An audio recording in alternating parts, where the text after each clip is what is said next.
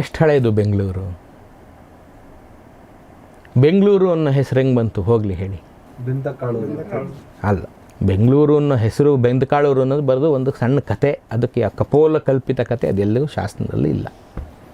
151ನೇ ಇಸ್ವಿನಲ್ಲಿ ಬೆಂಗಳೂರಿನ ಅತ್ಯಂತ ಪುರಾತನ ದೇವಸ್ಥಾನ ಬೇಗೂರಿನ ಪಂಚಲಿಂಗೇಶ್ವರನ ದೇವಸ್ಥಾನ, ಬೇಗೂರು ಇದೆಯಲ್ಲ ಎಲೆಕ್ಟ್ರಾನ್ ಸಿಟಿ ಹತ್ರ, ಅದೇ ಓಲ್ಡೆಸ್ಟ್ ಟೆಂಪಲ್. ಅಲ್ಲಿ ಬೆಂಗಳೂರಿನ ಕಾಳಗದಲ್ಲಿ ಈ ಊರನ್ನು ನಿನಗೆ ಕಾಣಿಕೆಯಾಗಿ ಕೊಟ್ಟೆ ಅಂತ ಗಂಗರ ಅರಸನಾದಂಥ ಶ್ರೀ ಪುರುಷ ಒಂದು ಶಾಸನ ಹಾಕಿದ್ದಾನೆ. ಹಾಗಾಗಿ ಬೆಂಗಳೂರು ಅನ್ನೋದು ಊರ ಹೆಸರು 1ನೇ ಶತಮಾನದಲ್ಲಿ ಇತ್ತು. ನೀವು ಆ ಕಡೆ ಹೋದಾಗ ನೋಡ್ಬೇಕು ಅದನ್ನೆಲ್ಲ. ಒಂದು ಶಾಸನ ಅಲ್ಲಿದೆ, ಒಂದು ಶಾಸನ ಮ್ಯೂಸಿಯಂ, ವಿಶ್ವೇಶ್ವರ ಮ್ಯೂಸಿಯಂ, ಕಸ್ತೂರ್ಬಾ ರಸ್ತೆಯಲ್ಲಿ ಮ್ಯೂಸಿಯಂ ಇದೆಯಲ್ಲ ಅದರೊಳಗೂ ಒಂದು ಶಾಸನ ಇಟ್ಟಿದ್ದಾರೆ. ಅದಾದಮೇಲೆ ನಮ್ಮ ದೊಂಬ್ಳೂರು ಒಳಗಡೆ ಅದನ್ನ ದಿಂಬ್ಳೂರು ಅಂತ ಪುರಾತನವಾಗಿ ಕರಿತಾ ಇದ್ದು, ಈಗ ದೊಂಬ್ಳೂರು ಆಯಿತು. ಅದರೊಳಗಡೆ ಚೊಕ್ಲಿಂಗೇಶ್ವರ ದೇವಸ್ಥಾನ ಅಂತ ಒಂದಿದೆ.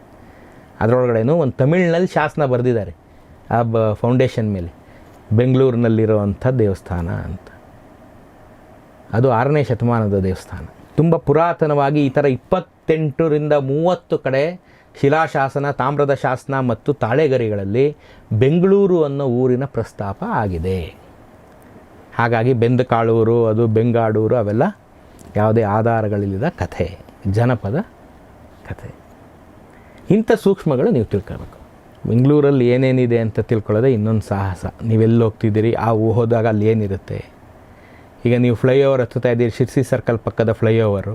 ಆ ಫ್ಲೈಓವರ್ ಪಕ್ಕಕ್ಕೆ ಒಂದು ಬಿಲ್ಡಿಂಗ್ ರಿನೋವೇಟ್ ಮಾಡ್ತಾ ಇದ್ದಾರೆ, ಪೊಲೀಸ್ ಕ್ವಾರ್ಟರ್ಸ್ ಒಳಗಡೆ. ಅದು ಬೆಂಗಳೂರಿನ ಟೋಲ್ ಗೇಟ್ ಆಗಿತ್ತು, ಸುಂಕ ಕಲೆಕ್ಟ್ ಮಾಡುವಂಥ ಎಂಟ್ರಿ ಪಾಯಿಂಟ್ ಆಗಿತ್ತು. ಅದೊಂದೇ ಎಂಟ್ರಿ ಇತ್ತು ಬೆಂಗಳೂರಿಗೆ ಆಗ 1800 ಬ್ರಿಟಿಷರು ಕಟ್ಕೊಂಡಂಥ ಎಂಟ್ರಿ. ಬೆಂಗಳೂರಲ್ಲಿ ಒಂದು ಘೋರವಾದಂಥ ಯುದ್ಧ ನಡೀತು, ಭಾಳ ದೊಡ್ಡ ಯುದ್ಧ ನಡೀತು ಬೆಂಗಳೂರಲ್ಲಿ 1791ನಲ್ಲಿ. ಇವತ್ತಿನ KR ಮಾರ್ಕೆಟ್ ಏರಿಯಾ ಇದೆಯಲ್ಲ, ಅಲ್ಲೊಂದು ಕೆರೆ ಇತ್ತು, ಅದನ್ನು ಸಿದ್ದಿಕಟ್ಟೆ ಕೆರೆ ಅಂತ ಕರೀತಾಯಿದ್ರು. ಆ ಕೆರೆ ಪಕ್ಕದ ದಂಡೆನೇ ಸಿದ್ದಿಕಟ್ಟೆ. ಅದೇ ದಂಡೆ ಮೇಲೇ, ಆ ಸಿದ್ದಿಕಟ್ಟೆ ದಂಡೆ ಮೇಲೇ ಒಂದು ಮರದ ಪೋಲ್ ಹಾಕಿ 1905ರಲ್ಲಿ ಬೀದಿ ದೀಪವನ್ನು ಅಳವಡಿಸಲಾಯಿತು. ಅದೇ ಏಷ್ಯಾದ ಮೊದಲ ಬೀದಿ ದೀಪ ನಮಗೆ ಬಂದಿದ್ದು. ಆ ಕೆರೆ ದಂಡೆನೇ ಸಮತಟ್ಟು ಮಾಡಿಬಿಟ್ಟು KR ಮಾರ್ಕೆಟ್ ಕಟ್ಟಿದ್ರು. ಅದು ನಮ್ಮ ಕರ್ನಾಟಕದ ಮೊದಲ ಶಾಪಿಂಗ್ ಮಾಲ್. ಯಾಕೆಂದರೆ ಏರ್ಪಿಂಟು, ಹೆಲಿಕಾಪ್ಟರ್ ಎಲ್ಲ ಸಿಗ್ತಾಯಿತ್ತು ಅಲ್ಲಿ KR ಮಾರ್ಕೆಟಲ್ಲಿ. 1927ನಲ್ಲಿ KR ಮಾರ್ಕೆಟ್ ಕಟ್ಟಿದ್ರು, 28ಅಲ್ಲಿ ಜಾನ್ಸನ್ ಮಾರ್ಕೆಟ್ ಕಟ್ಟಿದ್ರು, 29ನಲ್ಲಿ ರಸಲ್ ಮಾರ್ಕೆಟ್ ಕಟ್ಟಿದ್ರು. 27, 28, 29 3 market. Russell market, Johnson market, KR market. 3 ಆವತ್ತಿನ ಕಾಲದ ಶಾಪಿಂಗ್ ಮಾಲ್ಗಳ ಲೆಕ್ಕ. ಅಷ್ಟು ದೊಡ್ಡ ಮಾರ್ಕೆಟೇ ಎಲ್ಲೂ ಇರಲಿಲ್ಲ. ಆ ಬೀದಿ ದೀಪ ನೋಡೋದಕ್ಕೆ ಸುತ್ತಮುತ್ತಲ ಹಳ್ಳಿಗಳಿಂದ, ದಾವಣಗೆರೆಯಿಂದ ಅಷ್ಟು ಸುತ್ತಮುತ್ತಲ ಹಳ್ಳಿಗಳಿಂದ ಗಾಡಿ ಮಾಡ್ಕೊಂಡು ಬರೋರು, ಈ ದೀಪ ನೋಡೋಕ್ಕೆ ಬರೋರು. ದೀಪ ಇದೆಯಂತೆ, ಅದು ಹೆಂಗೋ ಎಲ್ಲೋ ಏನೋ ಮಾಡೋದು, ಇದು ಹತ್ಕೊಂಡ್ಬಿಡುತ್ತಂತೆ ಅನ್ನೋದು, ಅದೇ ಒಂದು ಆಶ್ಚರ್ಯ ನಮ್ಮ ಜನ. ಆ ಕೆರೆ ಇತ್ತಲ್ಲ, ಆ ಕೆರೆ ಪಕ್ಕದಲ್ಲಿ ಬಲಗಡೆ ಒಂದು ಕೋಟೆ ಇತ್ತು. ಬೆಂಗಳೂರು ಕೋಟೆ ಅಂದರೆ ಯಾವ್ದು ನೀವು ತೋರಿಸೋದು? ಫೋರ್ಟ್. ಅಲ್ಲಿ ಇನ್ನೂ 2 ಕೋಟೆ ಇತ್ತು. ಒಂದು ರಾಜರ ಕೋಟೆ, KR ಮಾರ್ಕೆಟಲ್ಲಿ ನೀವು ನಿಂತ್ಕೊಂಡ್ರೆ ಸಿಗ್ನಲಲ್ಲಿ ಬಲಗಡೆ ಕಾಣಿಸೋದು ರಾಜರ ಕೋಟೆ, ಎಡಗಡೆ ಕಾಣಿಸೋದು ಒಂದು ಪೇಟೆ ಕೋಟೆ ಅಂತಿತ್ತು. ನೀವು ಅವೆನ್ಯೂ ರೋಡಿಂದ ಸ್ಟಾರ್ಟ್ ಆಗಿ ಹಲ್ಸೂರು ಗೇಟ್ ಪೊಲೀಸ್ ಸ್ಟೇಷನ್ ಎಲ್ಲ ಬಳಸ್ಕೊಂಡು ಕಬ್ಬನ್ಪೇಟೆ, ಚಿಕ್ಕಪೇಟೆ ಒಳಗಡೆ ಎಲ್ಲ ಬಳಸ್ಕೊಂಡು ಬಂದು ಅಲ್ಲಿ ನಿಂತ್ಕೋತಾ ಇತ್ತು. ಅದನ್ನು ಪೇಟೆ ಕೋಟೆ ಅಂತ ಕರೆಯೋರು, ಇದನ್ನು ರಾಜರ ಕೋಟೆ ಅಂತ ಕರೆಯೋರು. ಪೇಟೆ ಕೋಟೆ ಇಲ್ಲ, ಈಗ ಎಲ್ಲ ಹೋಯ್ತು. ರಾಜರ ಕೋಟೆ, ಅದು 2 ಕೋಟೆಗಳನ್ನು ಕಟ್ಟಿದವರು ಹಿರಿಕೆಂಪೇಗೌಡರು. ಮಣ್ಣಲ್ಲಿ ಕಟ್ಟಿದಂಥ ಕೋಟೆ ಇದು. ಮಣ್ಣಲ್ಲಿ ಕಟ್ಟಿದಂಥ ಕೋಟೆ ಎಲ್ಲ ಸೈಟ್ ಆಯಿತು, ಮನೆ ಆಯಿತು, ಅಂಗಡಿ ಆಯಿತು. ಇದನ್ನು ಆಮೇಲೆ ಬಂದಂಥ ಹೈದರ್ ಅಲಿ ಖಾನ್ ಅದನ್ನು ಕಲ್ಲಲ್ಲಿ ಕಟ್ಕೊಂಡಿದ್ದಕ್ಕೆ ಉಳ್ಕೋತು. ಸೊ ಬೆಂಗಳೂರು ಕೋಟೆ ಅಂದಾಗ ನಿಮ್ಗೆ 2 ಕೋಟೆ ಜ್ಞಾಪಕ ಬರಬೇಕು. ಮಾಕಿ ಡೀಟೇಲ್ಸ್ ಬೇಕಾದ್ರೆ ನೀವು ಓದ್ಕೋಬೋದು, ಬಟ್ ಬೆಂಗಳೂರು ಕೋಟೆ ಅಂದ ತಕ್ಷಣ ನಿಮ್ಗೆ 2 ಕೋಟೆ ಜ್ಞಾಪಕ ಬರೋದು.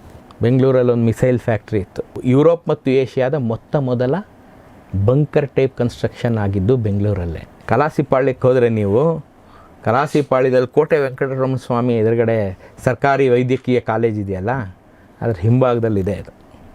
ಟಿಪ್ಪು ಸುಲ್ತಾನ ಅದನ್ನು ಕಟ್ಟಿಸ್ದ. ಅದನ್ನು ಯಾತಿಗೆ ಕಟ್ಟಿಸ್ತಪ್ಪ ಅಂತಂದರೆ, ಈ ಕಬ್ಬನ್ಪೇಟೆ ಒಳಗಡೆ ತಾರಾಮಂಡಲ್ ಪೇಟೆ ಅಂತ ಒಂದು ಏರಿಯಾ ಇದೆ. ಇವತ್ತಿಗೂ ಅಲ್ಲಿ ಯಾರು ಕೇಳಿದ್ರು ನಿಮ್ಗೆ ಹೇಳಲ್ಲ ತಾರಾಮಂಡಲ್ ಪೇಟೆ ಅಂತ. ಯಾರೋ ಹಳಬರು, ನನ್ನಂಥವ್ರು ಯಾರೋ ವಯಸ್ಸಾಗಿರೋರು ಸಿಕ್ಕಿದ್ರೆ ನಿಮ್ಗೆ ಹೇಳಿ ತೋರಿಸ್ತಾರೆ ಅಷ್ಟೇ. ಅಲ್ಲಿ ಒಂದು ಮಿಸೈಲ್ನ ಫ್ಯಾಕ್ಟ್ರಿ ಇತ್ತು. ಫ್ರೆಂಚಿನ ವಿಜ್ಞಾನಿಗಳು, ಇಂಜಿನಿಯರ್ಗಳು ಮತ್ತು ನಮ್ಮ ಮೈಸೂರಿನವರು ಸೇರಿಕೊಂಡು ಅಲ್ಲಿ ಆ ಫ್ಯಾಕ್ಟ್ರಿನಲ್ಲಿ ರ್ಯಾಕೆಟ್ಗಳನ್ನು ತಯಾರು ಮಾಡ್ತಾಯಿದ್ರು.